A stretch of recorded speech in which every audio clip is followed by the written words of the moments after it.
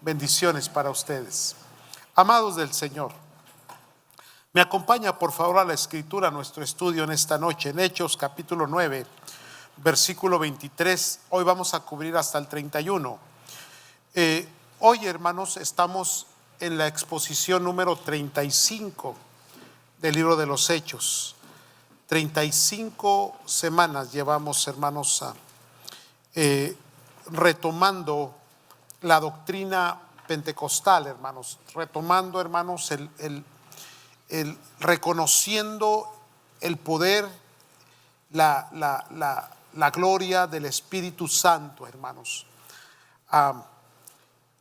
Y para ello, pues obviamente tenemos que ir a la historia de la iglesia que comenzaba, la iglesia, hermanos, que empezó este tan hermoso movimiento, y estamos aprendiendo bastante, hermanos, sobre el tema. Hoy quería compartir con ustedes, obviamente estamos hablando de la conversión de Pablo, Saulo de Tarso, y hoy vamos a ver algo muy especial. ¿Qué tan especiales son los dones? ¿Qué tan confiables son las habilidades que nosotros teníamos antes de venir a los pies de Cristo Jesús? Y es que Pablo, hermanos, antes Saulo de Tarso, tenía muchas cualidades, las cuales hizo uso de ellas sirviendo ya al Señor, hermanos. Sin embargo, llega un momento, y ahorita lo vamos a leer más adelante, donde él declara que todo lo que tiene y lo que es en cuanto a cualidades que él tenía en el mundo sin Cristo, hermanos, los tiene por pérdida. Y luego va un poquito más extremo diciendo: lo tengo por basura, por el eminente conocimiento de Cristo Jesús. Entonces hoy vamos a ver un poquito sobre esto, hermanos. ¿Qué tan cuánto podemos depender de nuestras propias habilidades? Para ello vamos al capítulo 9, versículo 23. ¿Lo tienen, amados? Pasados muchos días, los judíos resolvieron en consejo matarle. Están hablando de Saulo de Tarso, que se encuentra ¿en dónde, hermanos? ¿Alguien se acuerda? ¿En dónde? En Damasco. Más para ver si se acordaban, porque a mí se me olvidó. Pero sus acechanzas llegaron a conocimiento de Saulo, y ellos guardaban las puertas de día y de noche para matarle. Entonces los discípulos, tomándolo de noche, le bajaron por el muro, descolgándole en una canasta. Ahora, ahí hay un punto, hermanos, en mi Biblia, y luego comienza otra perícopa, otro espacio donde dice que él está en Jerusalén. Pero recuerde que lo que hablábamos la semana pasada nos recuerda que este espacio de tiempo de cuando él deja este lugar, pasan varios años para llegar a Jerusalén. La siguiente escritura que leíamos, que vamos a leer, hermanos, son varios años después, según el texto que leíamos la semana pasada. Versículo 26. Cuando llegó a Jerusalén, trataban de juntarse con los discípulos, pero todos le tenían miedo, no creyendo que fuese discípulo. En versículo 27, entonces Bernabé, tomándole, lo trajo a los apóstoles y les contó cómo Saulo había visto en el camino al Señor, el cual le había hablado, y cómo en Damasco había hablado valerosamente en el nombre de Jesús. Y estaban con ellos en Jerusalén, y entraba y salía y hablaba denodadamente en el nombre del Señor, y disputaba con los griegos, pero estos procuraban matarle. Cuando supieron esto, los hermanos lo llevaron hasta Cesarea y lo enviaron a Tarso. Versículo 31. Entonces la iglesia tenía paz por todo Judea, Galilea y Samaria, y eran edificadas andando en el temor del Señor, y se acrecentaban fortalecidas ¿por quién? Por el Espíritu Santo, hermanos. Muy bien. Ya tenemos a esta lectura, ya tenemos a un Pablo ya más maduro en el conocimiento del Señor. Ya tenemos a un hombre que ya entiende bien su llamado y lo que está haciendo para la gloria del Señor. Esto nos da una indicación, hermanos, de que toda persona que recibe a Cristo Jesús está obligada a madurar. Recuerde, Cristo no vino a buscar creyentes o a ser creyentes. La creencia en el Evangelio en Cristo Jesús es el comienzo apenas, la fe. Pero Cristo viene a ser discípulos. Y el discípulo es aquel que aprende y va a crecer a la estatura y la medida de su maestro, que es Cristo Jesús. Entonces, amados, recuerde, ya habíamos hablado sobre el tema. La responsabilidad que Dios ha dado a la iglesia no recae únicamente sobre ciertos elementos señalados por Dios, como los apóstoles, como los pastores, como los ancianos, como los obispos, como aquellos que dirigen, algunos líderes y algunos otros, hermanos, que son los que hacen la obra del Señor. Sino que vemos, hermanos, en estos 9 capítulos que toda la obra que se hacía era compuesta por toda la iglesia. Todos aquellos que confesaban a Cristo se volvían automáticamente obreros del Señor, hermanos, discípulos en el Señor. Y esto es tan importante entenderlo, amados, porque hemos llegado a un punto donde nos hemos hecho miembros de una congregación, pero no miembros de un cuerpo. ¿Cuál es la diferencia entre miembro de una congregación y miembros de un cuerpo? Que si eres miembro de un cuerpo, tienes una actividad y una función que hacer. Si eres miembro de una congregación, lo único que tienes que hacer es asistir nada más. Eso es todo. Pero el miembro del cuerpo, que es el cuerpo de Cristo, tiene una funcionalidad, tiene un trabajo, tiene una ocupación. Y el día que esa persona no hace su trabajo, el cuerpo se vuelve deficiente. Por eso es que hay iglesias cojas, mancas, ciegas, inútiles. Iglesias que no avanzan, que no prosperan, que no ganan las almas perdidas, que no hacen el trabajo. ¿Por qué? Porque tienen un montón de gente únicamente como miembros de una congregación, pero no miembros de un cuerpo. Vamos adelante, hermanos. Ahora, ya tenemos a Pablo. Después hablaremos un poquito del 29 en adelante, más bien del 27, cuando aparece Bernabé. Únicamente hice la mención de todo el texto, hermanos, para entrar bien en lo que queremos exponer en esta tarde, hermanos. Ahora bien, si me acompaña por favor a Filipenses capítulo 3 versículo 4 al 8. Eso únicamente como introducción, la lectura que leíamos. Pablo, hermanos, está en Damasco, está predicando el evangelio, y ahora aquellos a los cuales él era perseguidor se vuelven sus amigos, se vuelven sus hermanos en Cristo, y los que eran sus amigos se vuelven sus enemigos. Ahora, enemigos del judaísmo, se vuelve enemigo de lo que es, hermanos, el complejo, la compleja institucionalidad que había, tanto religiosa como política. Buscan su muerte. Así tanto provocaba este hombre, hermanos. Otro Esteban, el que él mismo justificó la muerte y el que él mismo impulsó a los demás para que sea apedreado, ahora se encuentra en la misma condición. Ahora, Dios tenía una obra para él. Por lo tanto, no podía ser muerto. Dios tenía que protegerlo. Y de alguna manera dice que fue bajado por un muro en una canasta. Dicen por ahí los teólogos que Pablo era chiquito, chaparrito, delgadito, pequeño, pelón. Más o menos dan una descripción de cómo era Pablo, hermanos. Entonces era fácil, cabía donde quiera, hasta una canasta. Nada más algo aquí encima de todo esto.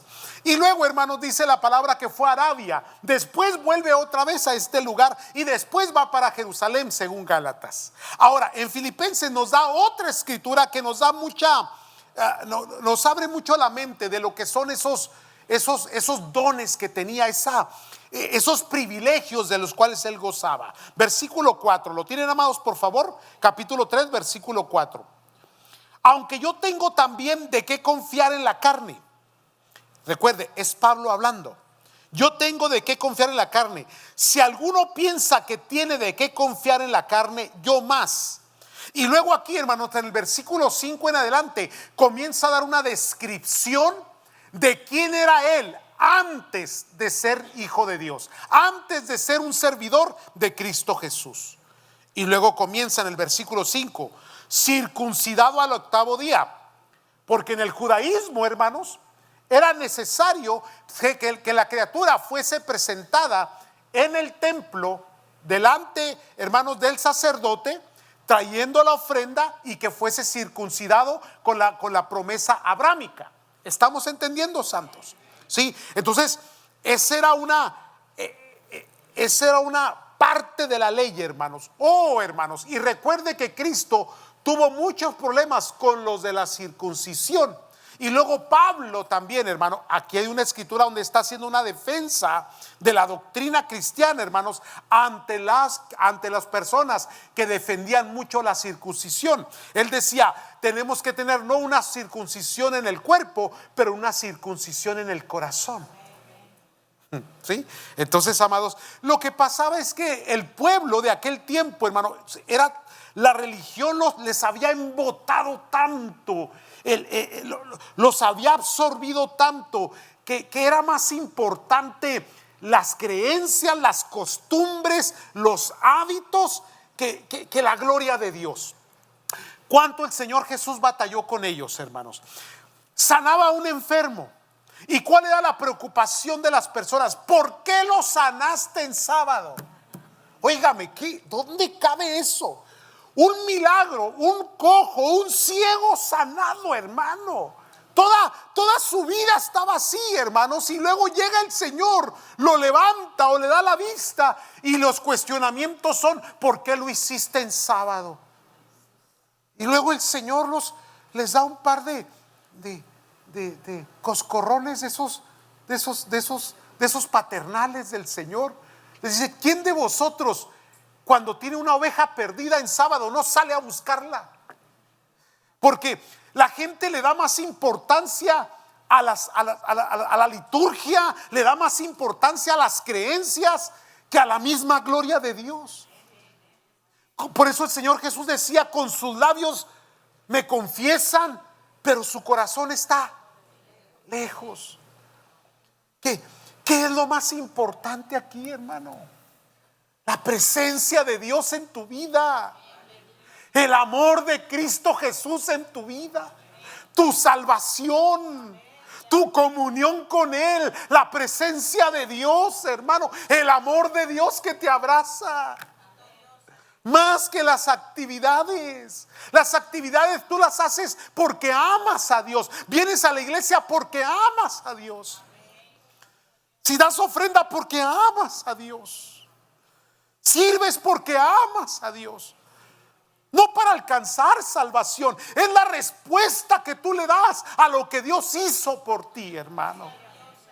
Entonces, para ti lo más importante es adorar a tu Dios, vivir para Él, servirle. Entonces Él dice: yo antes vivía como vivían ustedes. ¿Cómo? Circuncidado al 8º día, del linaje de Israel, de la tribu de Benjamín, hebreo de hebreos. No. Si hay alguien, hermano, que entendía el judaísmo y lo vivía bien, ese era Pablo, celoso. Dice la escritura: en cuanto a la ley, era un fariseo. Y los fariseos eran apegadísimos. Su corazón estaba lejos, porque Cristo les llamó sepulcros blanqueados. Pero eso sí, bien derechitos con la ley. Ellos no la podían cumplir, pero hacían que los demás sí la cumpliesen. Lea la Biblia, hermano. En cuanto al celo, perseguidor de la iglesia. No solamente era celoso con la ley, era fariseo, pero cuando alguien venía en contra de lo que creíamos, yo los perseguía y los mataba. Me aventé Esteban, me puedo aventar otros 2, 3. Y por eso iba a Damasco, arrestar a la gente que era creyente, que seguían este camino, dice la Escritura. En cuanto a la justicia que es en la ley, irreprensible. Esas eran las credenciales que él poseía. Ahora bien, obviamente era una pasión mal ubicada. Le dije la semana pasada, qué hermoso es cuando eras apasionado en las cosas perversas del mundo. ¿Te recuerdas? Y ahora en Cristo eres apasionado por el amor al Señor. Es algo maravilloso, hermano. A veces los temperamentos no cambian. Póngame atención a esto. A veces los temperamentos no cambian. Porque algunos de ustedes eran de las personas que se encendían rápido en enojo. Digan amén. Y todavía lo hacen. ¿Verdad que sí? Y parece que aquella persona, hijo, hija, esposo, esposa, papá, mamá, ya saben de qué pata cojea. Entonces cuando lo quieren hacer enojar ya saben por qué decirle y cómo decírselo. ¿Verdad? Porque lo hacen reaccionar. Ahora bien, a veces Dios no cambia nuestros temperamentos. Dios no los deja. Porque ese es el mismo temperamento que va a ser usado para la gloria de Dios. Porque Pablo no perdió su temperamento. Fue cambiado, transformado. Lo que antes usaba como instrumento de justicia, según él, para la defensa del judaísmo, ahora lo está haciendo para la defensa del evangelio. Y casi le cuesta la vida en Damasco los primeros días, los primeros meses, hermano. Entonces, hay cosas que se van a quedar en nosotros. Hay ciertos rasgos en nuestro carácter que son muy nuestros. Expresiones, actitudes. Lo único que hay que hacer y hay que aprender a hacer es a someterlos al Espíritu Santo. Tal vez esa es la problemática que a veces tenemos cuando dejamos que el temperamento se nos desvíe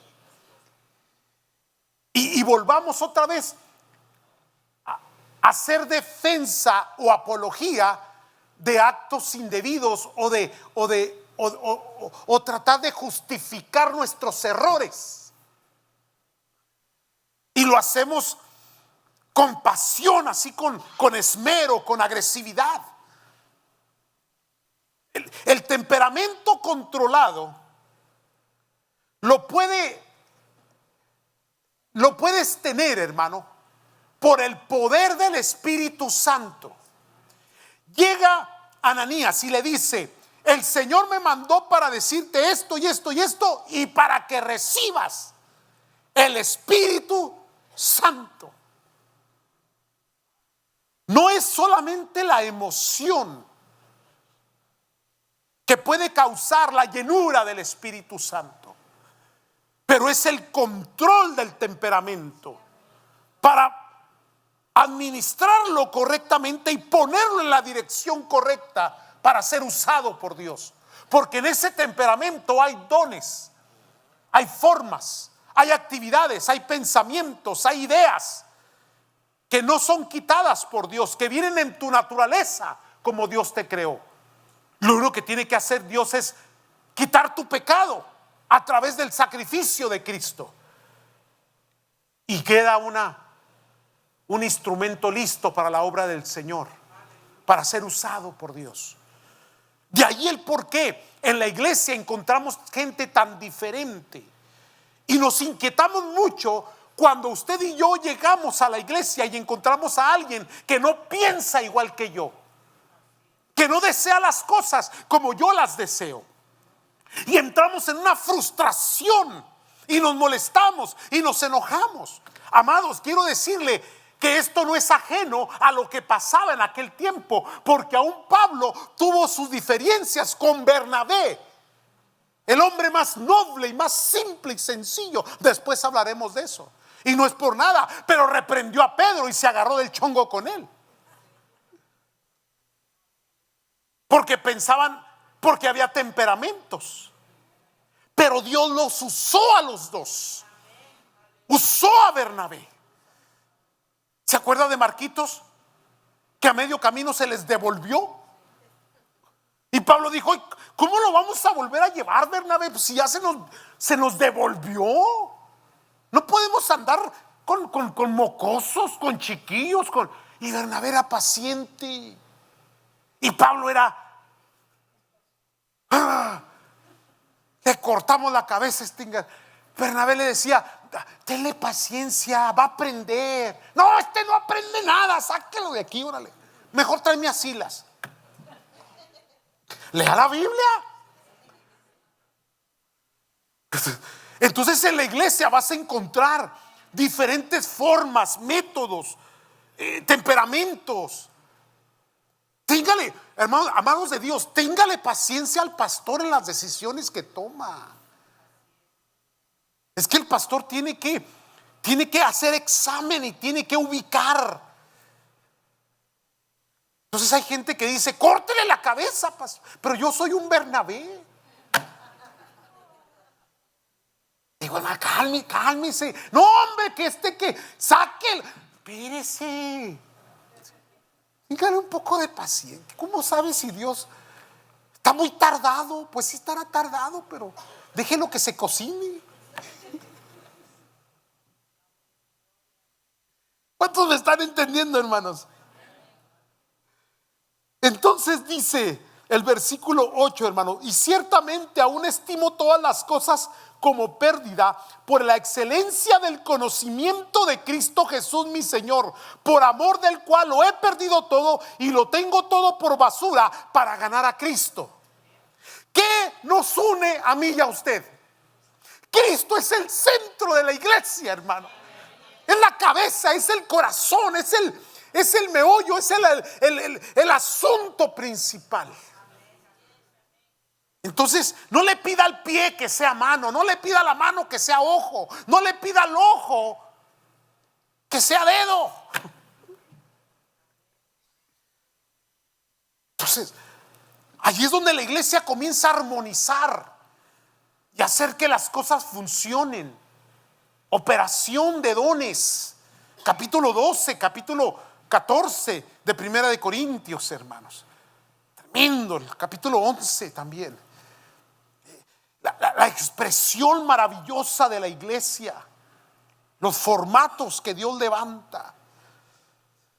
Entonces, hay cosas que Dios te las deja y hay cosas que Dios te las quita.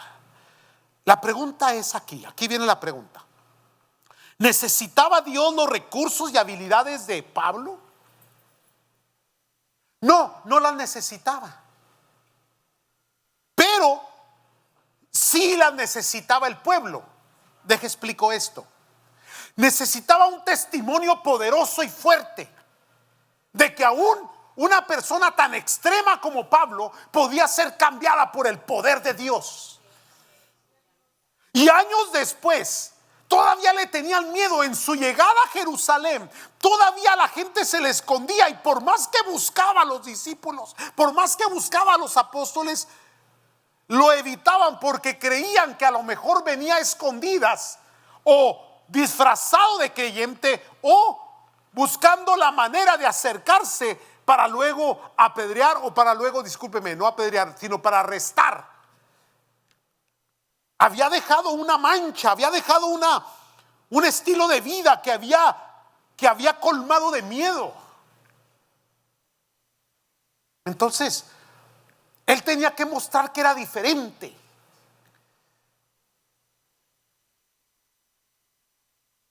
Te voy a hacer una pregunta. ¿Qué piensa la gente de ti?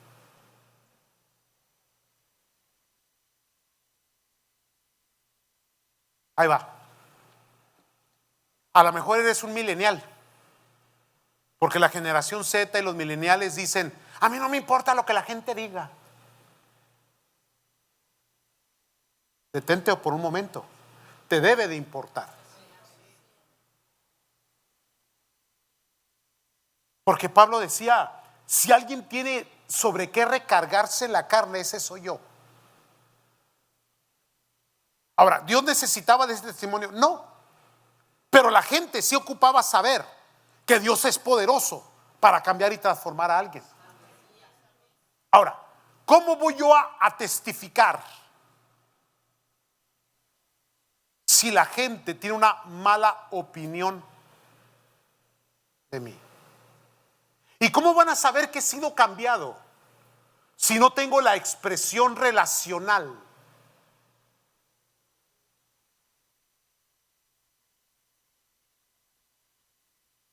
Porque el fruto del Espíritu es amor, gozo, paz, paciencia, benignidad, bondad, fe, mansedumbre, templanza. Contra tales cosas no hay. ¿Y cómo sabes que eres templado, que eres amoroso, que los frutos del Espíritu están en ti? Es que yo los tengo escondidos adentro, no me gusta revelar lo que traigo.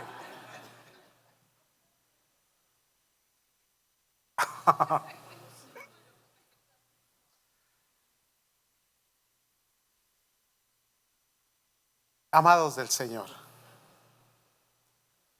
sí nos debe de importar lo que la gente piense de nosotros. Ahora, siempre va a haber críticas, siempre va a haber gente que te va a hablar mal de tu persona, te va a subajar. Siempre va a haber gente que te va a criticar, otros van a decir un montón de mentiras con tal de que tu imagen se vea mal. Pero ese no es tu problema, ese es problema de Dios. Ahora, si están diciendo verdades, preocúpate. Pero si lo que están diciendo es mentira, ¿de qué te preocupas?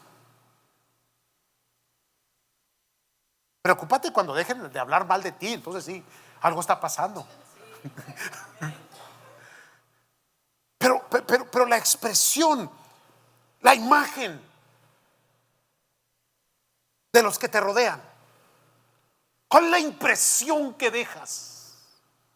Bernabé llegó y dijo: miren, no tengan una mala impresión de Pablo, conózcanlo primero, denle una oportunidad. Y Dios es un Dios de oportunidades. Y Dios te va a dar la oportunidad de acercarte a tus hermanos, a tu familia, a tus padres, a tus hijos. La oportunidad va a llegar porque Dios la está orquestando. Puedes haber ido a Arabia, puedes estar en Damasco, puedes ir a Tarso, pero un día vas a llegar a Jerusalén. Y va a haber credenciales que tú traías en el mundo antes, de tu temperamento, de tu forma de tratar a las personas. Muéstrales que el temperamento te quedó, pero que es cambiado por el poder de Cristo Jesús. Que antes no sabías amar y ahora sí. Antes no podías perdonar y ahora sí sabes perdonar. Hay cosas que son buenas y útiles, no son desechadas, están mal ubicadas nada más. Estás pensando equivocadamente. Hay que ordenar los pensamientos, hay que someter todo pensamiento a la voluntad de Cristo Jesús. Permitir que el Espíritu Santo gobierne tu corazón, tu vida. Para eso somos llenos.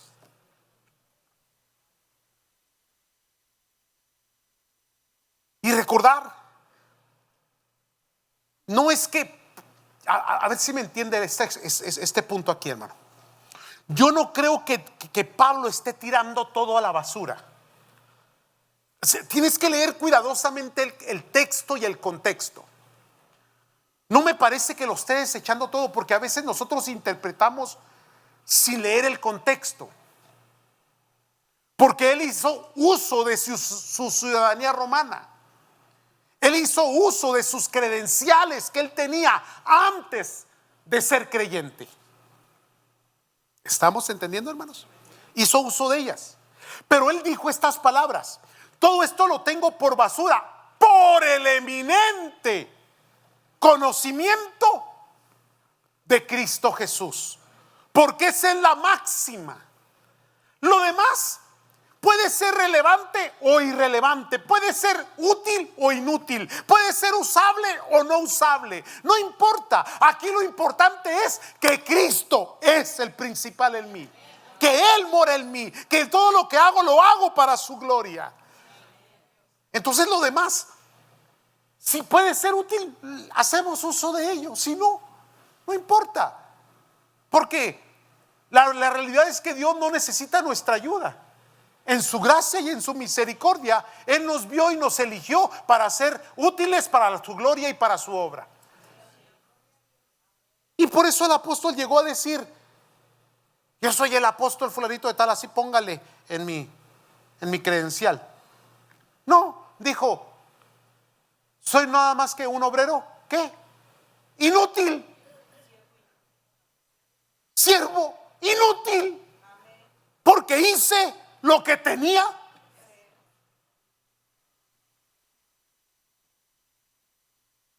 Entonces a veces esas credenciales lo que hacían es alarde. Lo que hoy encontramos en el cristianismo moderno. Todo el mundo se quiere sentir superior. Y esto ya sabemos que ya estaba desde los tiempos del Señor Jesús. ¿Se recuerda cuando Pedrito y Juan y Jacob, se recuerdan? Sí. Se mantenían peleándose entre ellos. Ya se va el Señor, ¿quién va a ser el jefe? Y empezaban a agarrarse el chongo entre ellos. Y luego después se enojaban los demás discípulos, porque estos eran dos bandos, el de Pedro y el de Juan. ¿Cómo les llamó el Señor Jesús a Jacobo y Juan? Hijos de él, hijos de su mamá, ¿verdad? Porque la mamá era bien metiche. ¿A poco no es cierto? Era bien matriarcal. Llegó y le dijo al Señor: Señor, que mi hijo Juanito a tu izquierda y mi hijo Jacobo a tu derecha, Señor, en el reino. Digo: oye mujer, espérate, esto no es así. Entonces ya traían esa mentalidad, esa filosofía, la filosofía del César, la filosofía del Imperio Romano, la filosofía de las credenciales griegas. Y el Señor quitó todo eso, dijo: aquí no es así, mijos. Los que se visten de lujo están entre los tronos y están entre los gobernantes. Aquí andamos entre la raza. Digan amén. Entre el pueblo. Amén. Y aquí el más grande es el que más sirve. Ya valió. A mí que yo me quería sentar en tu trono, Señor, a la derecha. No. ¿Cuántos están entendiendo, hermanos? Entonces el apóstol no está desechando aquello. Está haciendo uso sin sobrepasar la eminencia de Cristo Jesús. Porque al último el que se lleva toda la gloria es el Señor. Y al último usted y yo no somos no más que siervos inútiles, que hacemos lo que tenemos que hacer, nada más. Entonces, hermano, un consejo, y esto se lo he dado a pastores: pasa desapercibido. Andas buscando la banda de Sinaloa que te aplauda y te canten y te suenen cada vez que haces algo. Bájate de ese pedestal y sé siervo, sé servidor. Da una buena presentación, sé sumiso, ama al Señor, sé útil. No seas de los primeros, sé de los últimos.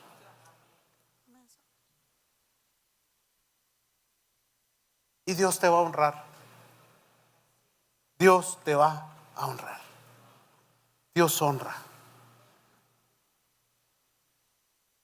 Pudo usar sus credenciales para librarse, sí, pero no lo hizo. Hey, ¿a quién quieren matar? Yo soy Saulo de Tarso. Mira, aquí está, aquí dice: fariseo de fariseos, circuncidado al 8º día. Mira, ¿qué obole? ¿A dónde vas? Ni se te ocurra levantarme la mano. Pero él renunció a ese poder. ¿Sí me están comprendiendo, hermano? Porque a veces esos formatos que traemos del mundo estorban la obra del Señor. Voy a terminar ya. Estorban la obra del Señor. Porque traemos costumbres. Porque todavía traemos formas expresivas de nuestro carácter que no son agradables ante los ojos de Dios.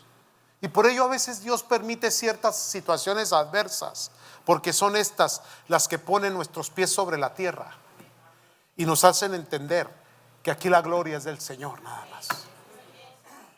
Y una iglesia que entiende eso, hermanos, será una iglesia bendecida y honrada por Dios.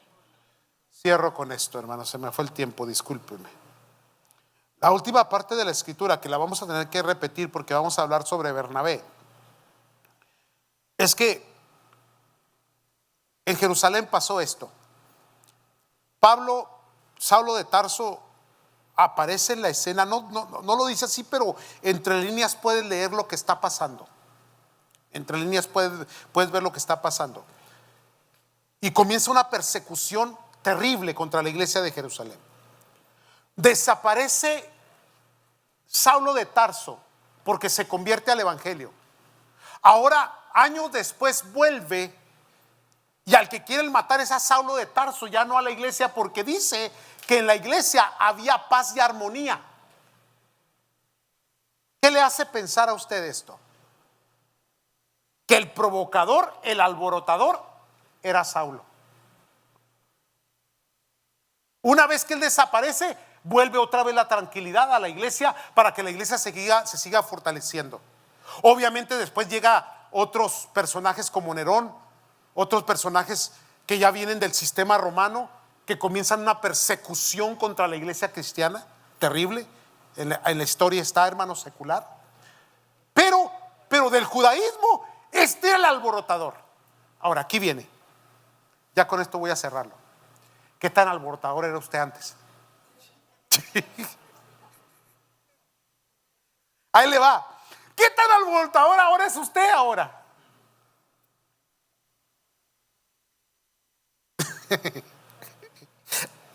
Ya voy a terminar ahora sí.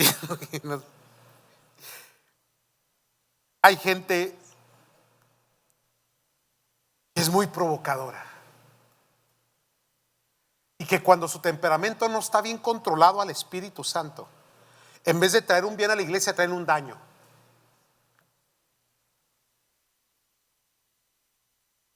Amados, el pastor no reacciona mucho. No reacciona mucho, es calladito, silencioso, pasivo, esperando. Soy un leopardo, hermanos. Santo Dios. No hay animal más silencioso que el leopardo en la selva. Sigiloso, gracias por corregirme. Pero hay movimientos de Dios. Porque cuando la iglesia, escuche bien esto, comienza su transición, debe de haber cambios. Debe de haber cambios. Y los cambios son progresivos, siguiendo el propósito y la voluntad de Dios. Salieron de un Egipto para entrar a una tierra prometida. Y la gente no quiso cambiar, se quiso morir en el desierto.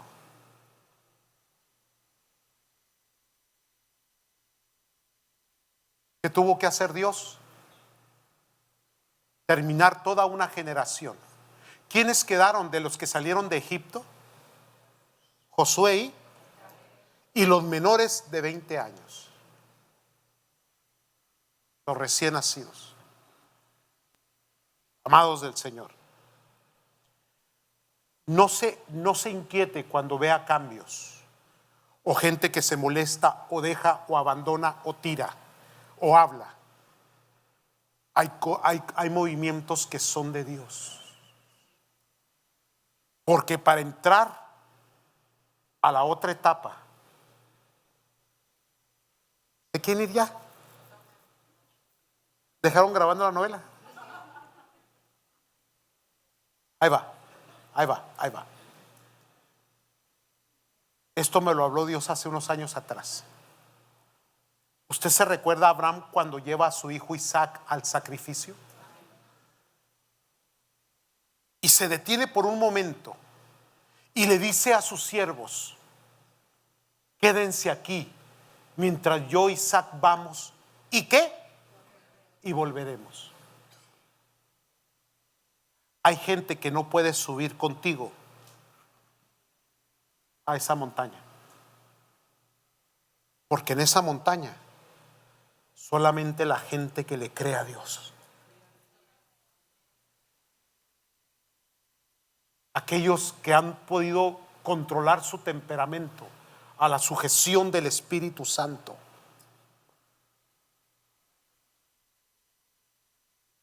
Estos días, hermanos, hermano, estamos a punto este fin de mes de darle la fecha del breakground ceremony de la iglesia para el siguiente movimiento. Va a ser un movimiento que va a simbrar, hermanos. Va a simbrar toda una comunidad, va a simbrar, hermanos, toda una iglesia. Vamos a tener que subir al monte del sacrificio. Y a veces no se les puede invitar a todos. Y esto no lo hace el pastor, esto lo hace Dios.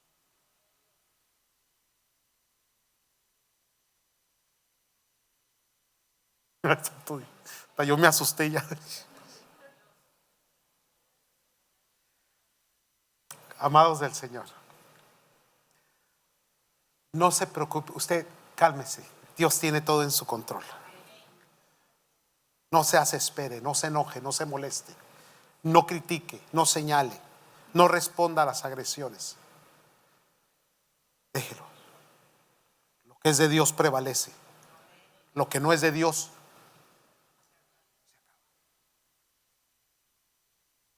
amén. Ya, ¿verdad que ya? Santo Dios. Pónganse de pie, por favor.